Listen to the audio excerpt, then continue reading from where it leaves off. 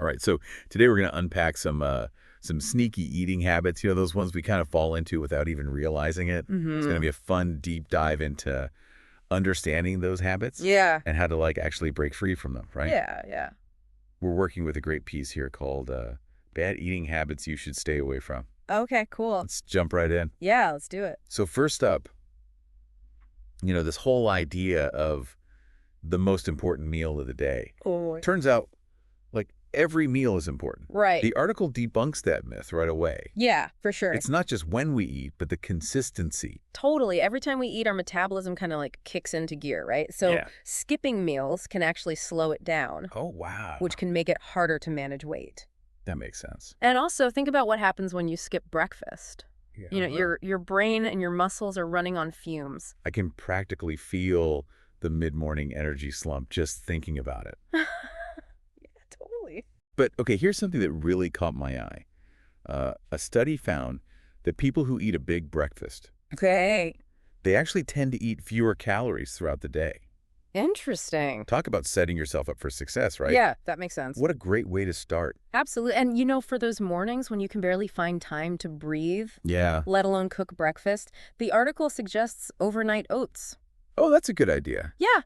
It's convenient, but oats are also packed with fiber, Right. which helps regulate your blood sugar and keeps you feeling full longer. Okay, I've got to try that. Yeah. Okay, full disclosure. The next tea habit on this list is one I am totally guilty of. Okay, what is it? Eating too fast. Oh, yeah?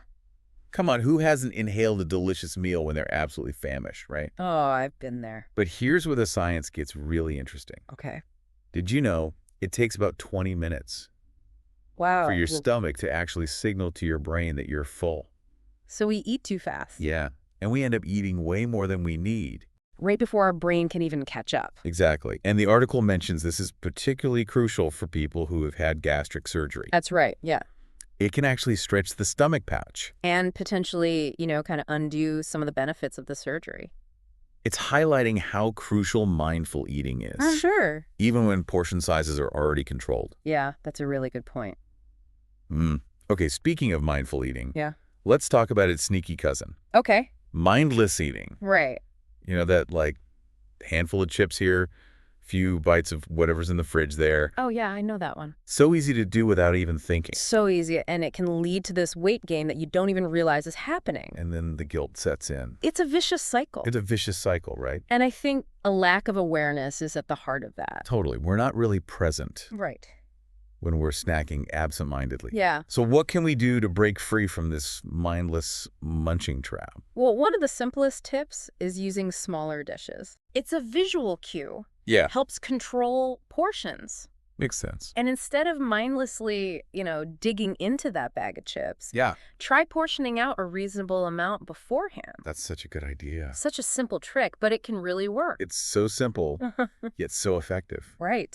Okay, this next habit might resonate with those of us who grew up with the whole clean plate club mentality. I was like, clean plate, cool. Always finishing everything on your plate. Yeah. It was ingrained in us from No childhood. pure intentions, but But it can teach us to ignore our body's natural cues. yeah, like fullness. We end up overeating Feeling stuff. and guilty. Exactly. It's like we're overriding our internal guidance system. Totally. So the article encourages us to pause before we finish everything and ask ourselves, Yeah. am I truly still hungry? Right? Or am I just eating out of habit? Such a good question. Wow, that is a powerful question. It really makes you think. Okay, let's shift gears to a habit that's become all too common in our modern work culture. Okay. Desktop dining. Oh, yeah. Did you know that 62% Wow. of workers eat at their desks? That's a lot. That's a lot, right? No wonder it's linked to mindless snacking and unhealthy choices. Yeah, when our workspace becomes our eating space, How lines get blurred. it's like we're surrounded by temptation all day long. It's true. So what strategies does the article suggest for breaking this habit? Well, one tip is to avoid keeping snacks readily available at your desk. Okay. If you need a pick-me-up, bring a pre-portioned snack from home. That makes sense. And instead of mindlessly munching while you work, Yeah. use your lunch break to actually take a break. Right. Socialize with colleagues. Oh, that's that. Get some fresh air, stretch your legs. It's all about creating a healthier relationship with food, Absolutely. even in the middle of a busy workday. I like that. Okay, now let's dive into a habit that's often driven by emotions. Okay. Stress eating. Oh, stressy. We all have those go-to comfort foods, right? Absolutely. Either it's a pint of ice cream The bag of chips. or a whole box of cookies. Yeah. Food can be a powerful coping mechanism Oh, for sure. when we're feeling stressed, overwhelmed, or anxious. I'm definitely not immune to a little stress baking myself. I hear ya. But stress eating isn't about true hunger. Right. It's about soothing our emotions. Exactly, and that's where the problem lies. We're not addressing the root cause of the stress. Right. Just temporarily numbing it out. With food. With food. Yeah. So how do we break this cycle of emotional eating? Well, the first step is awareness. The article suggests paying attention to our triggers. Sure. What situations or emotions tend to lead us to reach for those comfort foods? Right. Once we identify those triggers, then we can start exploring alternative ways to cope. Makes sense. Things like exercise, meditation, talking to a friend, Yeah. even just taking a few deep breaths. It's about finding healthier outlets for those emotions. Yeah, instead of turning to food as a crutch. And speaking of crutches, let's talk about a habit that often goes hand in hand with relaxation. Okay. Snacking while watching TV. Oh, yeah, the classic combo. It's so easy to get caught up in the latest binge-worthy show Right. and mindlessly munch our way through a whole bag of chips or popcorn. It's like the TV has this magical power to make us forget about our healthy eating goals. Right. The article really emphasizes that, occasionally enjoying a snack while watching TV isn't necessarily a bad thing. Right. It's the habit formation we need to watch out for. It's when it becomes a nightly ritual. Right. If it becomes a nightly ritual, then it can become problematic. So how do we prevent TV time from turning into a snacking free-for-all? Well, one strategy is to designate a specific area for eating. Okay. Like your dining table, for instance, Right. to avoid mindless munching in front of the TV. Makes sense. And honestly, reducing overall screen time can be incredibly helpful in minimizing temptation. Absolutely. Yeah. Okay, now let's talk about a factor that can have a huge impact on our food choices. Okay. Sleep. Sleep. Oh, yeah. I know when I'm sleep deprived, all I want is sugary, comforting foods. You're not alone. It's like my willpower goes out the window. When we're sleep deprived, our bodies crave those quick energy boosts. Yeah, But it's not just about willpower. There's a physiological component at play. that's right. The article mentions something about hormones that regulate appetite. Yes. Can you tell us more about that? Absolutely. So two key players here are ghrelin and leptin. Okay. Ghrelin is our hunger hormone. Okay. It stimulates appetite. Makes sense. When we're sleep deprived, our bodies produce more ghrelin, But we're hungrier. leading to increased hunger. Exactly. Wow. On the flip side, leptin is our satiety hormone. Okay. It signals to our brain that we're full. Right. But guess what happens when we don't get enough sleep? What? Leptin levels Cool, yeah. decrease, making us feel hungrier. So it's like a double whammy. It is a double whammy. So getting enough sleep is not just about feeling rested. Right. It's crucial for managing our appetite Absolutely. and making healthier food choices. Yes. What tips does the article offer for improving sleep hygiene? Well, establishing a consistent sleep schedule is key. Okay. Aim to go to bed and wake up around the same time each day, Even on weekends? even on weekends. Oof, that's tough. It's tough, but it's worth it. Okay. Also, avoid caffeine in the afternoon and evening, Yeah. and then try to incorporate some physical activity into your daily routine. Those are great tips. Better sleep equals better food choices. It's that simple. It really is. Okay, let's move on to a habit that's often debated. Okay. Midnight munching. Oh, the midnight munch. Is late night snacking really that bad for us? While the research on late night snacking and weight gain is ongoing, studies have shown an association between those late night munchies and increased calorie intake. That makes sense. And let's be honest, those late night snacks often aren't the healthiest choices. Yeah, you're reaching for the ice cream, not the carrots. Exactly. So does the article recommend avoiding late night snacking altogether? It suggests implementing a closed kitchen policy after a certain time. Oh, like literally closing the kitchen. Out of sight, out of mind. I like that. And if you absolutely need a snack, opt for lighter, low-sugar options. Great advice. Yeah. Okay, last but not least, let's wrap up this section with a topic that's always tempting, Okay. but ultimately unsustainable. Oh, I know this one. Crash diets. Crash diets. We've all heard of those fad diets that promise quick results. Oh, yeah. Use cleanses, Atkins diet. even the baby food diet. Oh, my goodness. The allure of these diets is understandable. They offer a quick fix. Right. But they're often incredibly restrictive. Yes. Difficult to maintain. And they can even backfire. Leading to weight gain in the long run. It's like setting yourself up for failure. Exactly. The article emphasizes the importance of focusing on healthy, sustainable lifestyle changes rather than quick fixes. It's about finding a way of eating that nourishes your body. Right, and that you can stick with for the long haul. That makes so much sense. Yeah. All right, we've covered a lot of ground in this first section. We have. From skipping meals to crash diets. It's a lot. It's clear that these seemingly small habits can have a big impact on our overall health and well-being. I think so too. Yeah. It's fascinating how interconnected all these habits often are. Yeah, it's like a domino effect. Right. One bad habit can kind of trigger another. Exactly. Poor sleep leads to cravings for sugary foods. Then that can lead to weight gain and a whole cycle of guilt and shame. Yeah, it's easy to feel trapped. It is. And think about stress eating. It disrupts our natural hunger cues, Right. which can lead to mindless munching and overconsumption of those unhealthy snacks we talked about. It all comes full circle. Yeah, it becomes a self-perpetuating cycle. Okay, so how do we break free? Well, the article doesn't offer a magic solution, Right. but it emphasizes the importance of mindful eating. Okay, so what does that actually mean in practical terms? It's about being present with your food. Okay.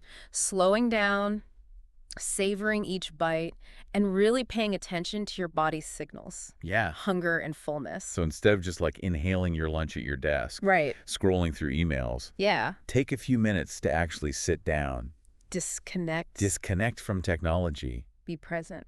and just focus on eating. Yeah. I love that. It's not just about what we eat, but how we eat. Totally. It's about cultivating a more conscious relationship with food. Exactly. I like that. And that brings us back to honoring those natural cues your body sends. Yeah. When you feel that first twinge of fullness, pause. Okay. Take a moment to check in with yourself. Yeah. Am I truly satisfied, or am I just eating out of habit? Oh, that's a good question.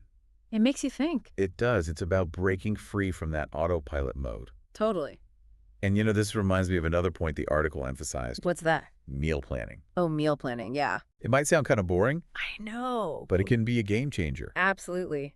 Having a plan can help you avoid those impulsive food choices. Right. When we're tired or stressed or just hungry, Yeah. it takes the guesswork out of eating. It's like having a roadmap for healthy eating. I like that. A roadmap. Speaking of roadmaps, let's talk about another crucial aspect of breaking free from bad eating habits. Okay. Finding alternative ways to manage stress. Oh, that's so important. Rely on food for comfort is a slippery slope. It is. It provides that temporary relief, Right. but it doesn't address the underlying issue. The article talks about exploring healthier coping mechanisms. Things like exercise, Yeah. meditation, talking to a friend. It's about finding outlets for those emotions that don't involve food. Right. It's not about reaching for the bag of chips or the ice cream. One thing that really struck me in the article was the discussion of portion control. Portion control. Oh, yeah. Something we often overlook, but it plays such a big role. Huge role. Even if you're making healthy food choices, if you're eating oversized portions, it can sabotage your efforts. It's true. Our perception of what a normal portion is has become so distorted. Thanks to those supersized restaurant meals. And giant bags of snacks. It's like we've lost touch with what a reasonable serving size is. I know the article suggests a few simple strategies for regaining control over portion sizes. I'm listening. One is to start paying attention to the serving sizes on food labels. Oh, yeah. It can be eye-opening. Yeah, it is. Another tip is using smaller plates and bowls. Does that really work? It sounds silly, but it can actually trick your brain into thinking you're eating more than you are. Interesting. It's all about visual cues. That's like a little mind game Right. to help manage those portions. It's exactly. Speaking of mind games, let's talk about the power of those mindful eating techniques. Oh, yes. Those techniques can be incredibly helpful. One of the simplest but most effective, I think, is to put your fork down between bites. Oh, that's a good one. It forces you to slow down. And savor the flavors, the textures. Really be present. Yeah. It's like turning mealtime into a sensory experience. I like that. Instead of just shoveling food into your mouth, Yeah. you're actually paying attention. Exactly. And another helpful technique is to eliminate distractions while you're eating. Okay. Put away your phone, turn off the TV, close your laptop, just focus on eating. Be present. Be present in the moment. I love that. Yeah. And this whole conversation about mindful eating Makes me think about the importance of hydration. Hydration. Oh, yeah. We often mistake thirst for hunger. That's so true. Which can lead to overeating. Right, and staying adequately hydrated is so crucial for our health. Yeah.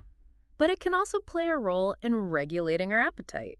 If you're feeling hungry, try drinking a glass of water first. You might be surprised to find that you were just thirsty. Exactly. And carrying a reusable water bottle with you throughout the day can be a great way to stay on top of that. Speaking of staying on top of things, let's talk about the importance of setting realistic goals. Oh, yeah. When it comes to changing our eating habits. Trying to overhaul your entire diet overnight is a recipe for disaster. It's too much. It's overwhelming. Focus on making small, gradual changes. Progress, not perfection. I love that it's about taking baby steps. Exactly. Instead of vowing to never eat sugar again. Right. Maybe start by cutting back on sugary drinks. Or instead of trying to cook elaborate meals every night, aim to incorporate a few more home-cooked meals into your week. Those small changes can add up to big results over time. They really can. And be kind to yourself along the way. Yeah. Everyone makes mistakes. We're human. Don't let those setbacks derail your progress. It's about learning from those mistakes and moving forward. Absolutely. Food shouldn't be a source of guilt or shame. Right. It's about finding a balance that works for you. And speaking of nourishment, let's talk about the importance of incorporating a variety of foods into your diet. Eating a rainbow of fruits and vegetables, all the colors, can provide you with a wide range of nutrients and antioxidants. And don't forget about whole grains, lean proteins, healthy fats. All essential components of a balanced diet. And while we're on the topic of thriving, let's not forget about the role of physical activity. Oh, yes. Exercise. Exercise can complement your healthy eating efforts. By boosting metabolism, burning calories, improving your fitness. And it doesn't have to be strenuous or time-consuming. Right. Even short bursts of activity can make a difference. Like taking the stairs instead of the elevator. Or going for a walk during your lunch break. Exactly. It's about finding activities you enjoy. That you can stick with. It's about making movement a part of your routine. Yeah, not a chore. And this whole conversation about healthy habits brings us to a really important point. Okay. The importance of self-care. Self-care. Taking care of your mental and emotional well-being. It can have such a profound impact on your relationship with food. When you're feeling stressed, anxious, overwhelmed, it's so easy to turn to food. It is, but by prioritizing self-care activities, things like meditation, yoga, spending time in nature, engaging in hobbies. It's about finding those activities that nourish your soul. Not just your stomach. That's a beautiful way to put it. I think that's a beautiful note to end on. We've spent this deep dive really dissecting those sneaky bad eating habits. Yeah, and it's clear they're way more common than we think. It's true, and the impact they can have on our health and well-being is significant. Yeah, but here's the good news, right? By understanding these habits, we can start to, break free from them. Yeah. It's not about being perfect. Right. It's about progress. Exactly. Every small step we take towards healthier habits is a win. Is a victory in itself. I love that perspective. So as we wrap up, let's leave our listeners with a little something to ponder. Okay. What's one small change you can make today to address a bad eating habit you've recognized in yourself? It could be as simple as swapping out that sugary soda for a glass of water. Yeah. Packing a healthy lunch instead of hitting the drive-thru. Ooh, that's a good one. Or even just taking a few minutes to eat mindfully without distractions. Those are all great starting points. Yeah. Remember, even the tiniest adjustments can make a big difference in the long run. They really can. And remember, we're all in this together. We are. We'd love to hear about your journey to healthier eating. Yeah. Share your thoughts, insights, or questions with us on social media. We're here to support you every step of the way. We are. Thanks for joining us on this deep dive into bad eating habits. It was fun. We hope you feel empowered to make some positive changes. Me too. Until next time, happy and healthy eating.